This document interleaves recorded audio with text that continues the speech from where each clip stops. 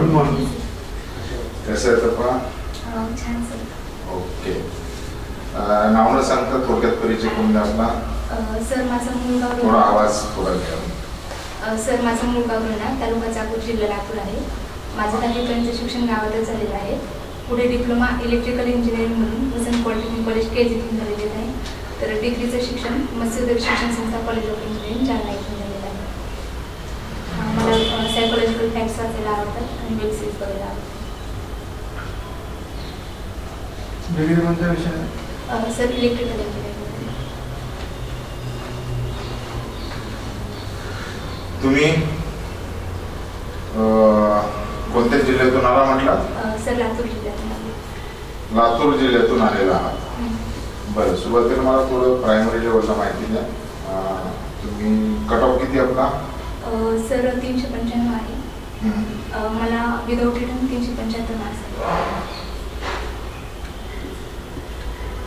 आणि रिटर्न मध्ये अपेक्षा 50 मिनिमम. बरं, ठीक आहे. पहिलं प्राधान्य कशाला दिलं आपण? Sir deputy collector. दुसरं तहसीलदार आणि तिसरं गट विकास अधिकारी. गट विकास अधिकाऱ्याला का दिलं तिसरं प्राधान्य? सर मला त्या पदाबद्दल थोडीशी आवड आहे त्याच्यामुळे. मला कौटुंबिक पार्श्वभूमी सांगा. सर माझं 9 जणांचं कुटुंब आहे. आई वडील आहेत, 2 भाऊ आहेत जे की गव्हर्नमेंटमध्ये आहेत. मोठा भाऊ पोलीस आहे, दुसरा नगर परिषदेमध्ये इंजिनियर आहे. दोघांचे पण लग्न झालेले आहे. आणि तुम्ही पहिला प्रयत्न आहे का स्पर्धा परीक्षेचा? नाही सर, हा माझा 5वा प्रयत्न आहे. इंटरव्ह्यू पहिलाच आहे. इंटरव्ह्यू पहिला आहे. मुख्य किती वेळा दिले तुम्ही? मुख्य पण पहिलीच आहे आणि इंटरव्ह्यू पण पहिलीच. कंबाईन वगैरे दिले नाही? कंबाईन STISO दिलेले आहेत. मार्क्स 2-3 मार्क्स म्हणून फायनल रिझल्ट केला आहे. अच्छा, आता सध्या कोणत्याच दिलेल्या नाही बाकी परीक्षा? बरं, ठीक आहे. मला एक साधा प्रश्न असा आहे की स्थानिक स्वराज्य संस्थांमध्ये महिलांना 50% आरक्षण आपण दिलेलं आहे, पण अजूनही पतिराज तिथं दिसते स्थानिक स्वराज्य संस्थांमध्ये. तर तो पतिराज हा जो कन्सेप्ट आहे तो कसा थांबवतो? सर स्थानिक स्वराज्य संस्थांमध्ये महिलांना जे काही 50% आरक्षण दिलेलं आहे महाराष्ट्रात, ते एक चांगलंच आहे. कारण याच्या थ्रू म्हणजे ज्या काही महिला अगोदर म्हणजे डायरेक्टली त्यांचा सहभागच नव्हता निर्णय प्रक्रियेत, त्यांना आता म्हणजे त्या सहभागी झालेल्या आहेत. निश्चितच हे 50% म्हणजे 100% तर पूर्ण नाही झालेलं, उद्दिष्ट आपण गाठलेलं नाही आहे. पण सरपंचपतीची भूमिका जी आहे ती आता म्हणजे जसं जसं पुढे चालवत आपण आधुनिकतेकडं, तर ती भूमिका सध्या कमी होताना दिसत आहे. कमी होताना दिसते. सरपंचपतीची भूमिका कमी होताना दिसत आहे आणि महिला प्रत्यक्षरित्या सहभाग त्यांचा वाढत चालला आहे. पण अजूनही काही सरपंच पदावर ज्या महिला असतात त्या नावाला फक्त सही किंवा अंगठा देणाऱ्या महिला असतात. असं बऱ्याच गावामध्ये बघायला मिळते. तुम्ही गट विकास अधिकाऱ्यालाही प्राधान्य दिलेलं आहे, तर मग तो बदल घडवण्यासाठी तुम्ही काय इनोव्हेटिव्ह योजना आखाल, काय इनोव्हेटिव्ह कार्य कराल ते मला अपेक्षित आहे. सर याच्यासाठी जागरूकता महत्त्वाची आहे. त्यांना निवडून आल्याच्या नंतर प्रशासनात म्हणजे राजकीय क्षेत्रात म्हणजे प्रत्यक्ष हस्तक्षेप करण्यासाठी त्यांना प्रोत्साहन द्यायला पाहिजे. त्याच्यासाठी प्रशिक्षण कार्यक्रम अवलंबायला पाहिजे. जसं की सर क्रांती ज्योती महिला कार्यक्रम आहे, त्याचा म्हणजे राजकीय क्षेत्रात हस्तक्षेप वाढवण्यासाठी तो कार्यक्रम आहे. नंतर अशा विविध कार्यक्रमाद्वारे NGOच्या माध्यमातून महिलांना त्यांना म्हणजे राजकारणात सहभागी करून घ्यायला पाहिजे. त्यांच्या नेमक्या राजकारणातल्या समस्या कोणत्या आहेत त्या जाणून घ्यायला पाहिजे आणि त्या समस्या सोडवण्याचा प्रयत्न केला पाहिजे. अच्छा, ठीक आहे. सध्या महाराष्ट्र सरकारच्या महिलांसाठी उपयुक्त असलेल्या आणि तुम्हाला आवडत असलेल्या 3 योजनांची नावं सांगा महिलांसंदर्भात. सर बेटी बचाव बेटी पढाओ योजना 2015 ची महाराष्ट्र सरकारची. सॉरी सर सुकन्या समृद्धी योजना आहे 2015 ची. भाग्यश्री योजना आहे महाराष्ट्र सरकारची. सर सध्या 2च आहेत. सुकन्या योजना नेमकी काय? सर सुकन्या योजनाद्वारे मुलींच्या जन्मानंतर त्यांच्या अकाउंटमध्ये पैसे टाकले जातात आणि त्यांच्या वयाच्या 18 वर्षानंतर त्यांना शिक्षणासाठी तसेच पुढे लग्नासाठी त्या योजनेतून मदत केली जाते.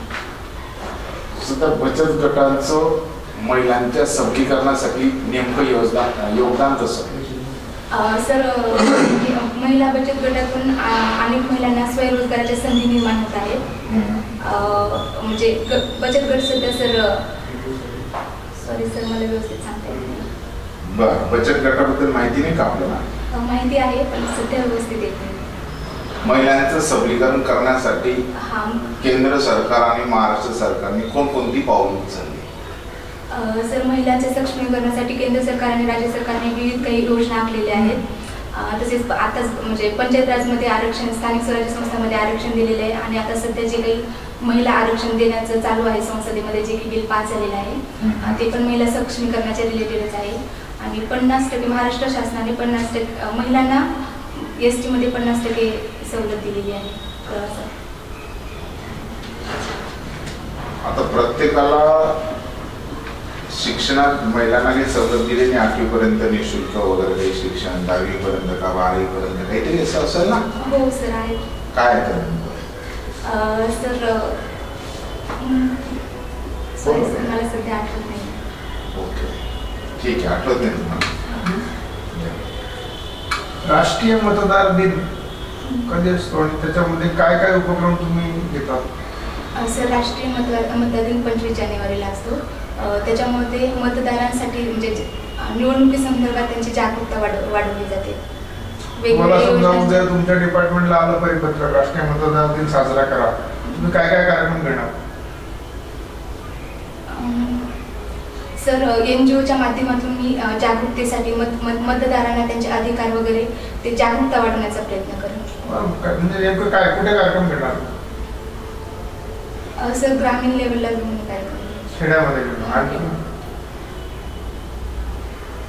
शिबिरांचं वगैरे आयोजन करेन. त्यांना जे काही अधिकार आहेत त्यांना म्हणजे असं होतं ना मॅक्झिमम टाइम की त्यांना त्यांचे अधिकार माहिती नसतात. तर आणि राजकारण म्हणजे निवडणुकीच्या वेळेस जो काही भ्रष्टाचार होतो तर त्याच्याबद्दल पण मी जागरूकता निर्माण करते. विकास अधिकारी कोणत्या समितीचा सचिव असतो? पंचायत समितीचा सचिव असतो. आणि काय त्यांच्या कामाचं स्वरूप? सर, गट विकास अधिकारी पंचायत समितीचा अर्थसंकल्प तयार करतात. ते ग्रामीण विकास आपण जेव्हा म्हणतो त्याच्यामध्ये कोणकोणत्या संकल्पना येतात? सर, ग्रामीण विकासामध्ये तेथील रोजगाराची जी काही आहे ती संकल्पना येते. दुसरं जे आहे सर, सॉरी सर, मला क्वेश्चन नाही समजलं. ग्रामीण विकास आपण होता आपल्या गावाचा विकास करायचा आहे, बरोबर, किंवा आदर्श गाव तयार करायचं. आता गट विकास अधिकाऱ्यांचं काम तेच आहे की गावाचा विकास करणे, बरोबर. गावाचा विकास म्हणजे नेमकं काय काय अपेक्षित? सर, गावाच्या तिथं जे काही पायाभूत सुविधा असतात त्या खूप म्हणजे कमतरता असते त्याची, तर त्या इन्फ्रास्ट्रक्चर तिथं पुरवलं पाहिजे.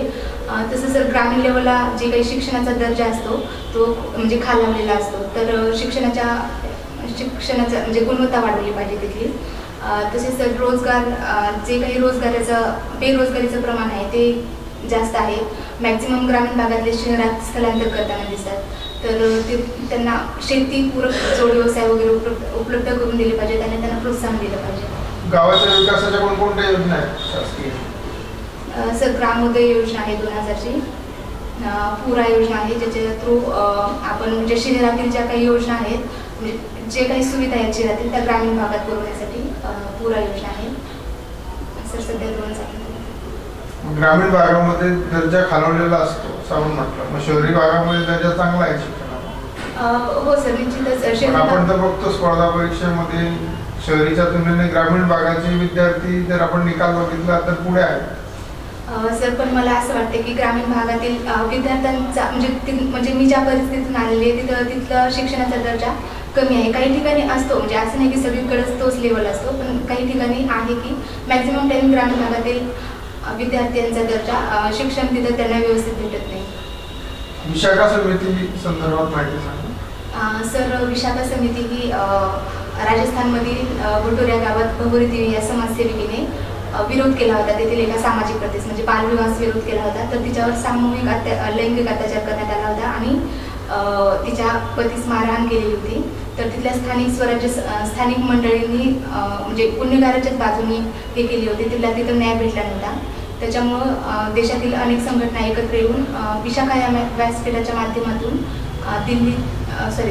सर्वोच्च न्यायालयात मागणी केली आणि त्याच्यानुसार सर्वोच्च न्यायालयानं 1997 मध्ये जो निकाल दिला, कामाच्या ठिकाणी होणाऱ्या छळास प्रतिबंध करण्यासाठी काही मार्गदर्शक तत्त्वे जारी केली, त्याला आपण विशाखा गाईडलाईन्स म्हणतो.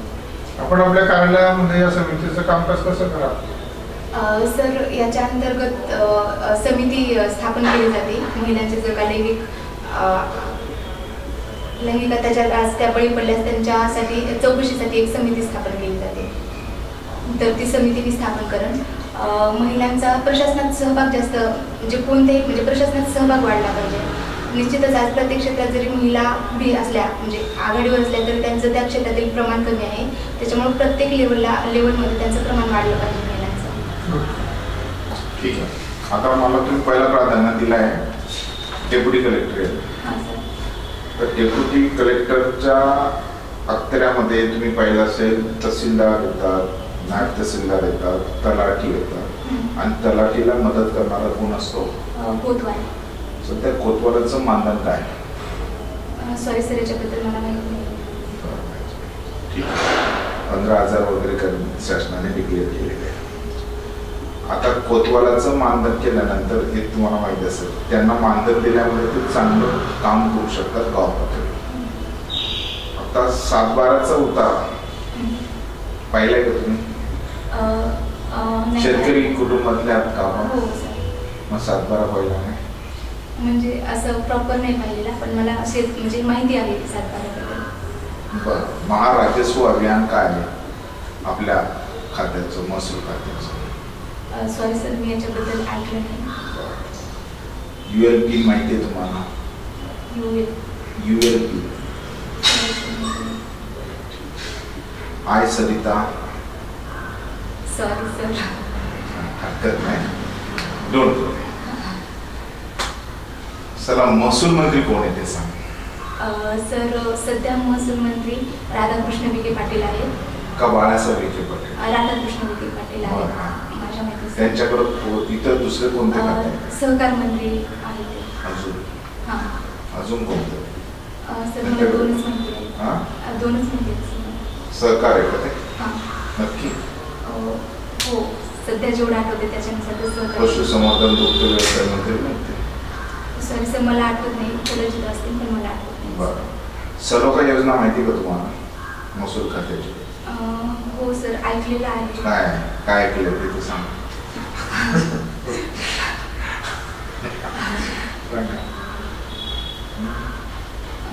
सर, सध्या मला आठवत नाही कारण माझं जे ऐकलं ते सांगा. नाही सर, हे फक्त नाव ऐकलेलं आहे सर, पण योजना आहे अशी ऐकलेलं आहे. बरं, ठीक आहे, हरकत नाही. 1995 काही राष्ट्रीय घडामोडी घडलेल्या त्या सांगा. सर, घाबरू नका, एकदम रिलॅक्स मध्ये, काही टेन्शन नका. सर, मध्यान्ह आहार योजना सुरू झालेली होती 95. आता मध्यान्ह आहार योजना जी आहे त्याचा निधी किती असतो प्रत्येक विद्यार्थी प्रति विद्यार्थी? सॉरी सर, मी याच्याबद्दल गेल्यास एवढी काय त्या योजनेचं पूर्ण नाव काय? मध्यान्ह आहार योजना असेल नक्की? काय काही असं वाटेल बिहारी मध्यान्ह आहार योजना केव्हा सुरू झाली? 1995 मध्ये झाली. तमिळनाडूमध्ये याच्या अगोदरच हा कार्यक्रम राबवलेला होता. आणि मार्च महिन्यामध्ये महिला दिन येतोय 8 मार्चला. 8 मार्च हा राष्ट्रीय महिला दिन आहे का आंतरराष्ट्रीय महिला दिन आहे? सर, आंतरराष्ट्रीय म्हणजे जागतिक महिला दिन आहे. जागतिक महिला दिन. आणि आंतरराष्ट्रीय राष्ट्रीय महिला दिन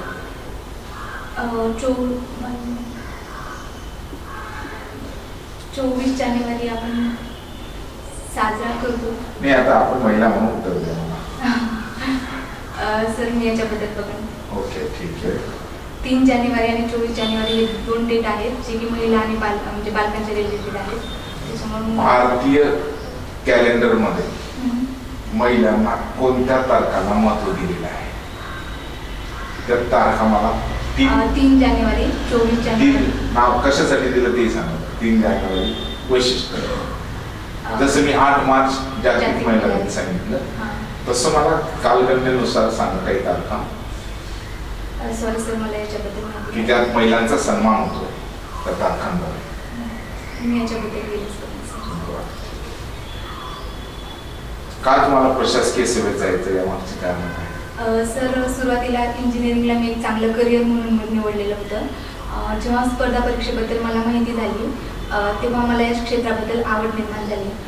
खेडेगावात राहत असताना ज्या काही समस्या मी अनुभवल्या होत्या त्या समस्या दूर करण्याची मला एक संधी मिळणार आहे. खेडेगाव सर म्हणजे माझ्या गावचा साक्षरता महिला साक्षरता दर 2011च्या जनगणनेनुसार 29% होता आणि त्या टायमिंगला मी खेडेगावातून शिक्षणासाठी बाहेर पडणारी आमच्या गावातील पहिली मुलगी होती. तर त्याच्यामुळं माझ्या गावात एक माझ्याकडे आदर्श मुलगी म्हणून धाडसी हुशार आणि समजूतदारपणामुळं एक आदर्श मुलगी म्हणून बघितलं जातं.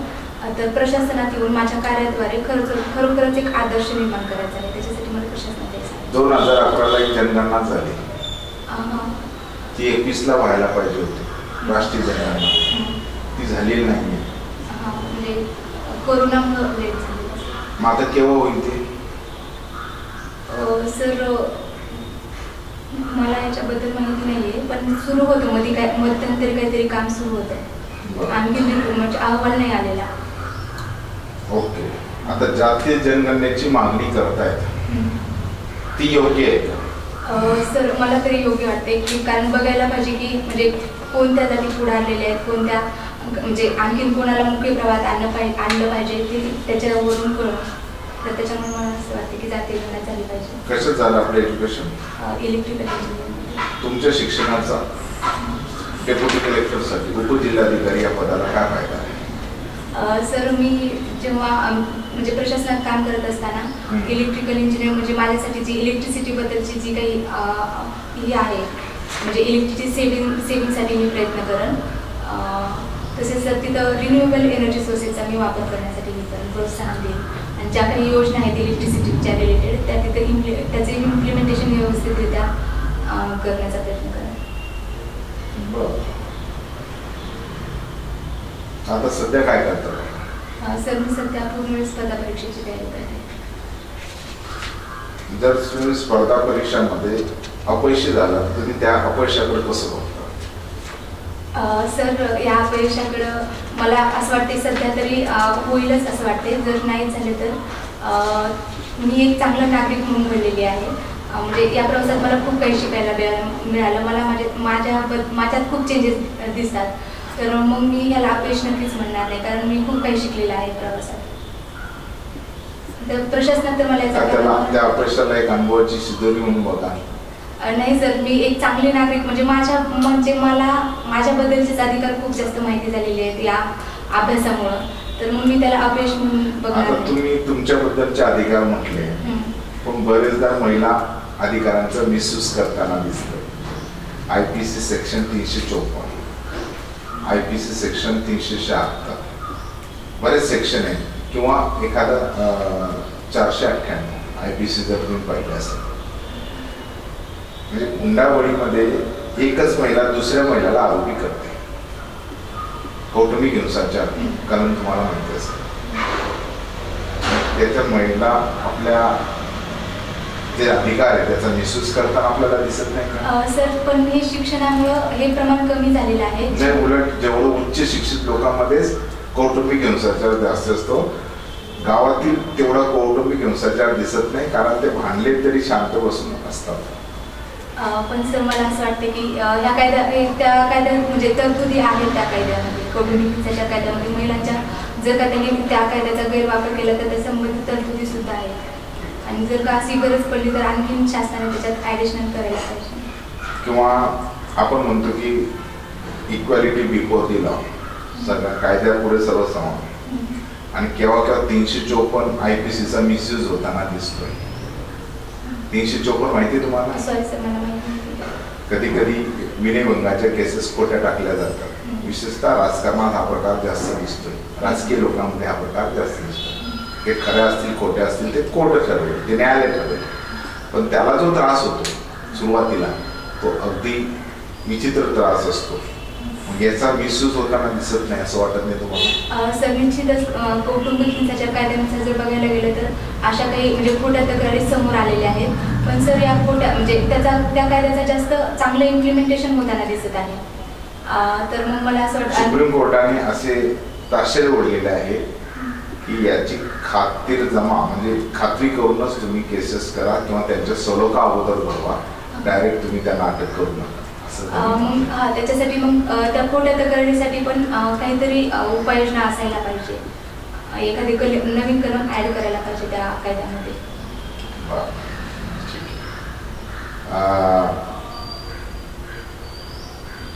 महिला ही पुरुषापेक्षा जास्त प्रशासकीय सेवा देऊ शकते किंवा कर्तव्य बजावू शकते, याकडे तुम्ही कसे बघता या वाक्यात? सर महिलांचं प्रशासनातील काम हे मी म्हणजे कोणाचंही प्रशासनातील काम हे जेंडरवरून न ठरता त्यांच्या जे काही वैयक्तिक गुण आहे त्याच्यानुसार ठरलं पाहिजे असं मला वाटतं. म्हणजे असे म्हणजे निश्चितच म्हणजे ज्या काही महिला आहेत त्यांचं प्रशासनातील काम चांगलं असतं आणि पुरुषांचंही चांगलंच असतं. तर मग मला असं वाटत नाही की जेंडरवरून काम ठरत नाही तर त्यांच्यातील असलेल्या गुणावरून ते काम ठरवलं ठरतं. Okay, very good. We will be the feedback. Yes. Okay.